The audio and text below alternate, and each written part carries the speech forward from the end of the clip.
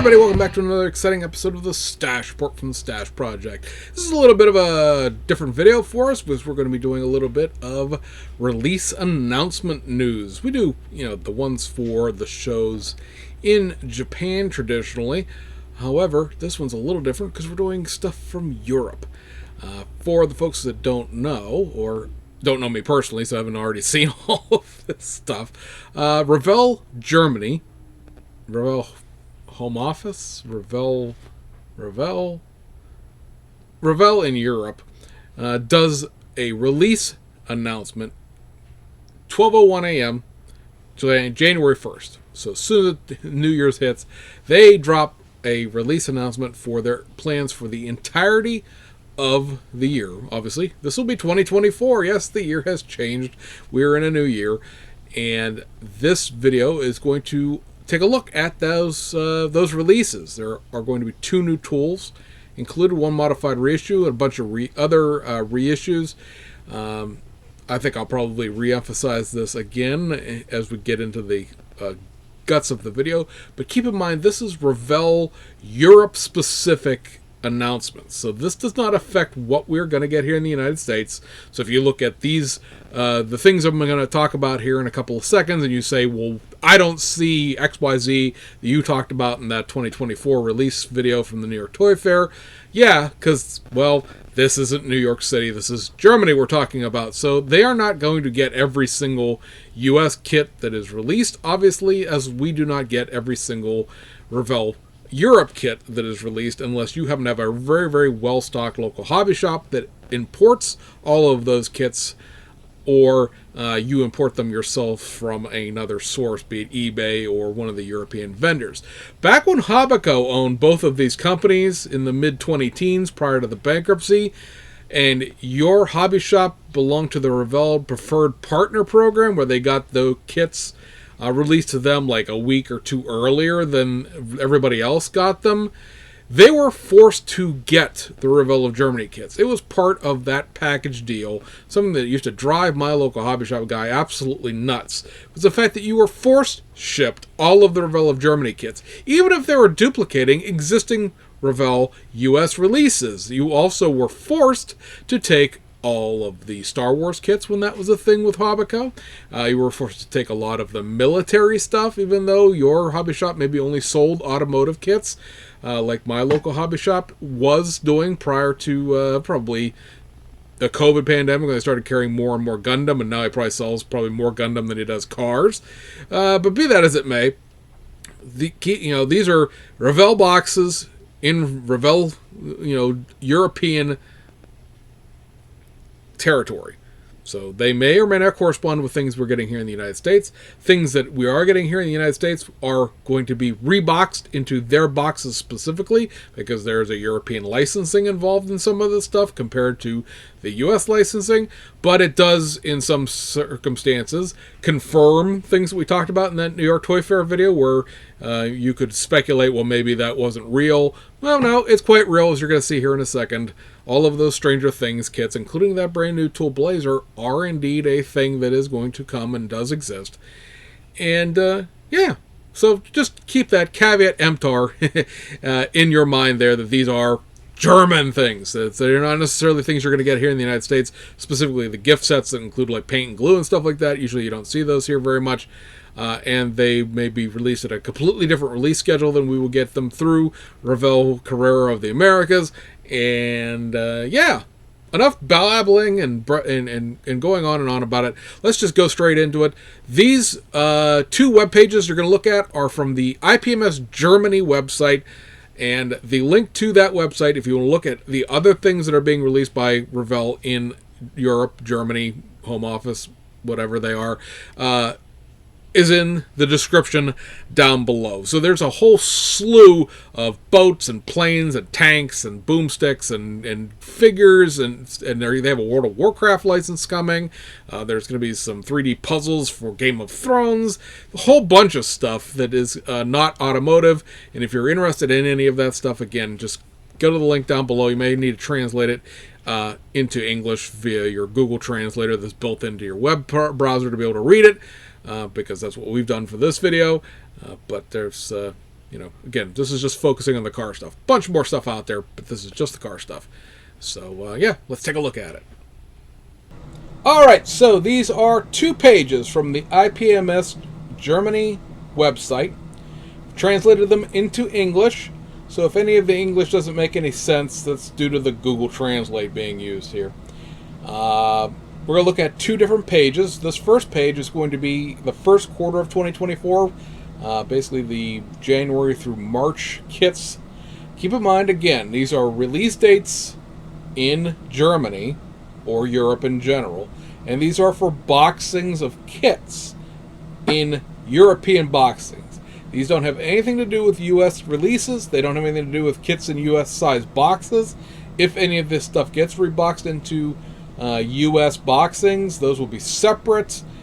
Different stock numbers, part numbers, however you want to look at it, and would be released possibly at different times of the year, or at least maybe possibly later than some of these releases. Some of these releases you're going to see in the second part of this list of things are things that we've already talked about in that last video for the hobby is dying in 2024 thing that we did.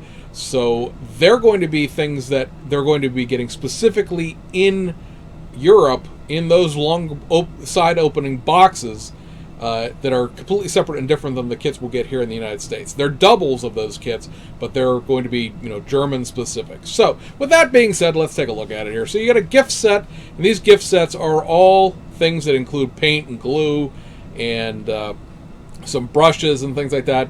Kind of makes them kind of somewhat hard to import in the United States yourself, because technically speaking, you're not allowed to send glue by an airplane.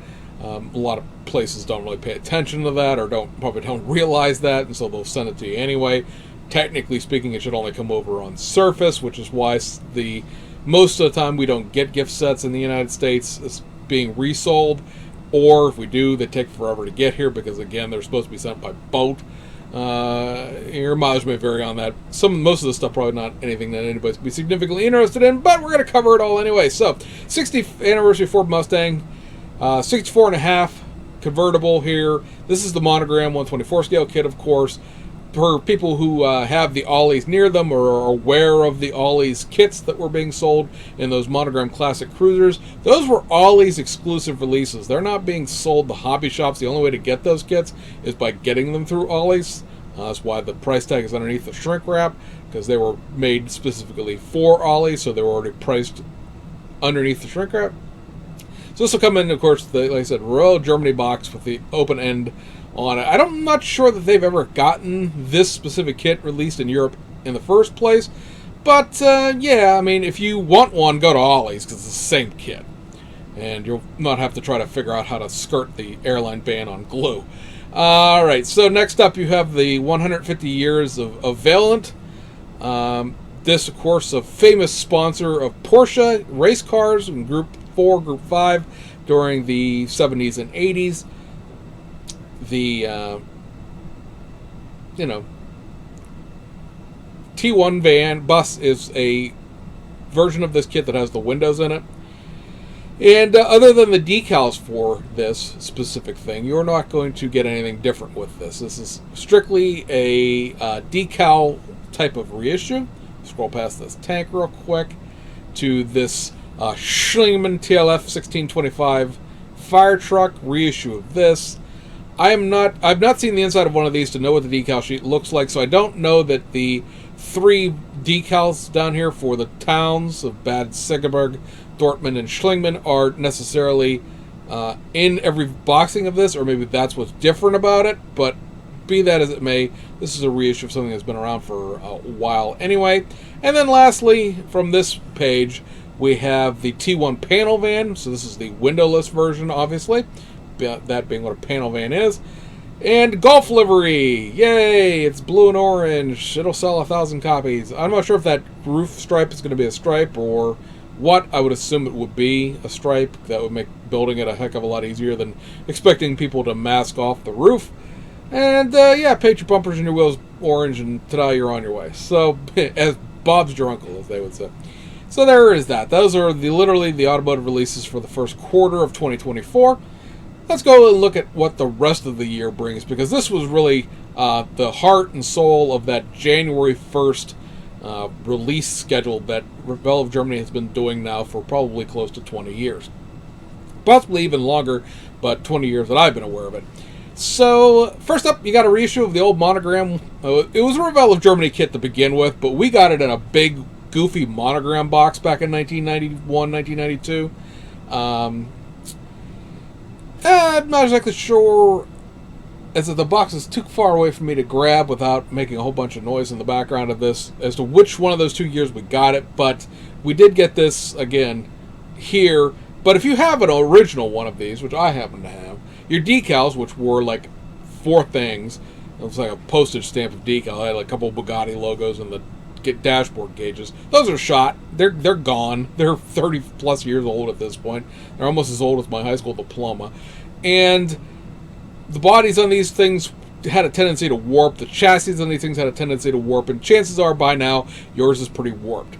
So if you're interested in sort of the supercar before there was supercars, this is going to make a comeback and might be something you're interested in. It's a very detailed kit. I can't remember how many parts this thing had originally. I think it's 125. Maybe more than that. Because it's got a full engine and a space frame chassis and things like that the real car had. So there is that. They're listing on here the C8 Corvette. We've already talked about this in that New York Toy Fair video where we're going to get a C8 Coupe and a C8 convertible. With this list, it appears that Germany, Europe in general, is not going to get the convertible version of that kit. Obviously, these are pretty close to being released in the United States, since HPI Guy just built that test shot on his channel before Christmas. So he's had that probably, for a month before that, maybe not quite that long, but he's had it for a while, obviously, because, all things being equal, even if he built it the same day he got it, he has to film it and edit it and put it all together, and that's going to take a couple days, a week. It was he had it before he put it up there, so it's 6 months at that point, maybe not even that long before you would get it in a box, assuming there was nothing wrong with the test shots, no major revisions needed to be done, and so you would probably think we would get this somewhere in the first half of 2024 here in the United States. I'm not sure what the date is on this, technically speaking, within the release list for Europe, but keep in mind, this is a Europe boxing, so don't be too terribly concerned about it, other than sort of confirmation that it's not, a joke, it really is a real thing. Next up, you have one of the 2 new tools that are in this list, and it is the Lamborghini Revuelto. Very cool car in real life, 3 electric motors contributing additional power to a V12, so 1,015 horsepower total on this thing when the electric engines are fully charged up and rolling. It's an electric hybrid basically, and yeah, very cool car, very cool shape. A little bit of the Aventador and a little bit of the Huracan in there, but it's a little bit also different body style. Lamborghini heritage without necessarily looking like a baby or grown-up version of the existing cars, which at this point the Aventador is out of production and the Huracan is about to go out of production, so this will be the next mainline Lamborghini that's done. Looking at the way that the parts trees were done for the C8, I would hold pretty good hope that this will be a nice kit. Is it going to be Aoshima Lamborghini nice? Don't know. To me, other than some old Lamborghini Countachs, has never done any Lamborghini, so you can't really compare it to them. But Aoshima has done a series of them going for about, good with 15 years now, starting with the Countachs and going through the Aventadors and the Huracans and the Diablos and all that. So that's a baseline of what's acceptable in a Lamborghini at this point. Now some other things that we've already talked about in that New York Toy Fair video. The Stranger Things. They're going to get their own license on this and their own boxing. So, not a lot of stock to put in this. Don't worry about when these are going to come out necessarily in the sense of like, oh my god, I have to have them. We will get them here possibly first, but certainly in US boxings, as discussed in that other video. But further up on the 85K5 Blazer there, it says all new shapes, which in the case of this bad translation means all new tooling. So, yeah, that really is a real thing. That really is coming. And then you have the Surfer Boy Pizza, which reintro in new parts, so it's a reissue with new pieces. The roof sign, obviously, perhaps something to do with the front grill area there. which doesn't exist on the actual kit as it's released as it is. So perhaps something with that. Maybe it might be a decal. Who knows? We talked about that before. Until we see more about what this is really going to be in real life, that's all just speculation. 69 Camaro. You're like, 69 Camaro? Who needs another one of those? Well, guys, this is the 1/12th version of that 69 Camaro. Last seen here in the United States in that Chip Foose boxing. So it's been a hot minute. And if you're interested in that, here's another opportunity to buy it. This, again, will be in a Revell, Revell Euro boxing. So getting it here, you're going to pay, a little bit of a higher price than you would expect, possibly, for what this cost when it was released in the United States boxing. But that is the breaks as it is. It says 3-in-1 down here. So that makes me think that you're going to get the original way this was done originally, and the 2-in-1, and then the 3-in-1 will be the Foose parts. And then you have the Stranger Things Camaro here. I would assume that the hood is going to be what's new about this, because I don't believe the original monogram 79 Camaro has a flat hood like the TV show car does. So it'll be interesting to see what else is new there. Getting it on here, reintro and new parts.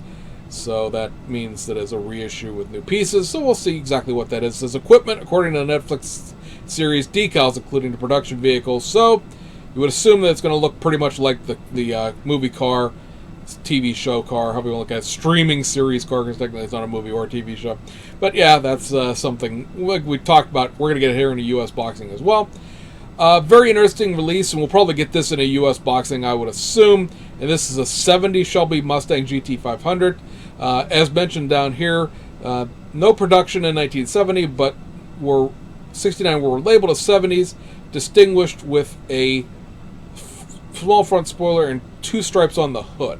Now this is obviously a picture of a 69 Shelby, not a 70, because it's missing that front valance, nor does it have the necessary striping on the hood. If you Google a 70 Shelby, you'll see what I'm talking about. But it does say detailed bodywork and comprehensive decal, which makes me think that they are either going to spend the $2,000-$3,000 it would cost to tool up that chin spoiler, or there was a chin spoiler in the reimagined, if you will, retooled 69 Mustang that they could swap over. The Boss Mustang, they got the new front end on it. It has a chin spoiler that should theory fit this, since all those kits are based on the same general body and chassis and things like that. So, yeah, we'll see exactly what that means, but I don't think you can really mention it like this and then not do it. Specifically since it's the two things that differentiate the 70s Shelby. This is very Aoshima / Fujimi-esque in the sense of taking an existing kit and throwing a couple things at it, and voila, a whole new model. So that's kind of an interesting thing to see. Lamborghini Countach LP 500S, reissue of the 124 scale monogram kit. There is no other. First of all, there's a list at the bottom of this I won't bore you with in looking through, because again, there's a whole slew of IPMS, if you will, aircraft, armor, ships, figures, and all sorts of things in here. And to scroll through that list would be incredible to prove to you this is the 124 scale kit.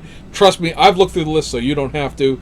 And the only 124 scale Countach that exists in the Revell catalog is that monogram kit. This is showing the Euro front bumpers and stuff like that, which of course is not what the kit has.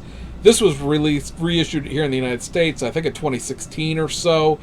If you want one, it's probably cheaper to find one of those 2016 kits than it will be to buy this in the first place, but it is what it is. If you happen to want one in a fresh box with fresh decals, you will be able to get one. And then lastly, the last new tool of the video, and the last thing in this video, is this Fendt 728, the tractor of the year and farm machine of 2023. This is a brand new tractor, obviously, brand new Gen 7 series. Gonna have a 300 horsepower engine. It's gonna have that multi-piece engine here, so you're gonna get that whole thing. It says movable bonnet in addition to basic paints, glues, and brushes. So another gift set, but the movable bonnet here, obviously indicating that you'll be able to display the engine once the vehicle is built. And Revell of Germany has done several of these tractors in a historic series. There's the Fendt Diesel Ross, there's the Porsche Junior, and there's one other one that's slipping my mind right now that I can't think of. So having them do a modern tractor is particularly cool because I love oddball stuff in 124 scale. I think Hasegawa's tractor and road construction kits would have been superb to have done in 125th, 124th, 125th scale rather than 135th scale that they actually did. You'll notice it says easy click system here, so this is a snap take kit, but that's what all of these tractors have been, and they have been very, very detailed, pushing 100-piece snap tight kits. So don't look at that and be turned off by it automatically. The tractors have been very, very cool, very detailed kits, so I would expect this to be as well. So, boys and girls, that will be what we're expecting, in addition to what we talked about in the last video, out of Revell, specifically for European release, but we'll get some of these.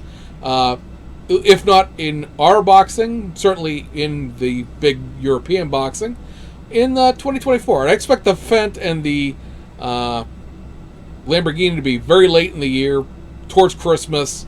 The Shelby, if we don't get a specific U.S. boxing of it, I would expect that to be mid-late summer, like by late August or so.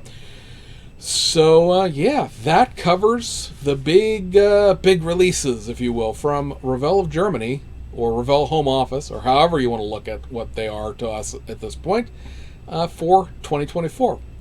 Hope you guys enjoyed it, and see you guys on the other side.